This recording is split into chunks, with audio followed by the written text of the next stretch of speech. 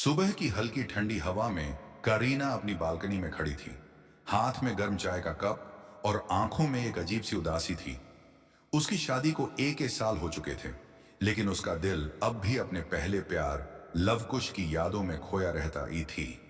College के दिन जब लवकुश और करीना की दोस्ती धीरे धीरे प्यार में बदल गई थी।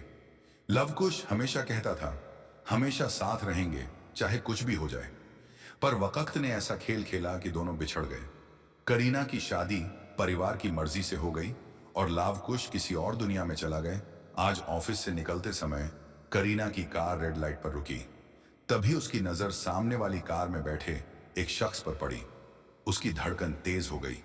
ये लवकुश, उसने खुद से पूछा। वो तुरंत गाड़ी से उतरी और हड़बड़ाते हुए लवकुश की कार की तरफ बढ़ी, लेकिन तभी सिग्नल ग्रीन हो गया और लवकुश कार आगे बढ़ गई। क्या मैंने सच में उसे देखा? करीना की आंखों में सवाल थे। घर आकर वह बेचैन हो गई। सोशल मीडिया पर ढूंढने की कोशिश की, लेकिन कोई सुराग नहीं मिला।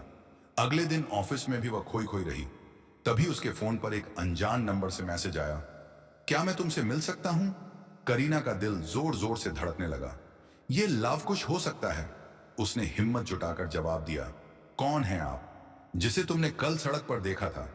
करीना को यकीन नहीं हो रहा था। उसने तुरंत मिलने की जगह पूछी और शाम होते ही वहां पहुंच गई। प्यार की नई शुरुआत। लवकुश सामने खड़ा था। वही पुरानी मुस्कान, वही गहरी आंखें। दोनों कुछ देर तक बिना कुछ कहे एक दूसरे को देखते रहे।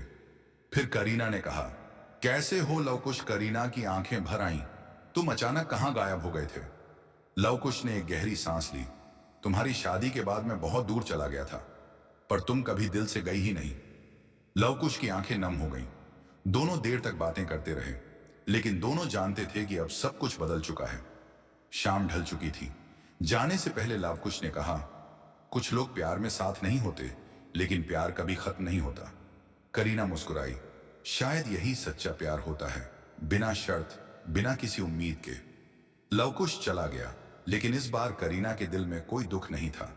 वह जान गई थी कि कुछ प्रेम कहानियां अधूरी रहकर भी पूरी होती हैं।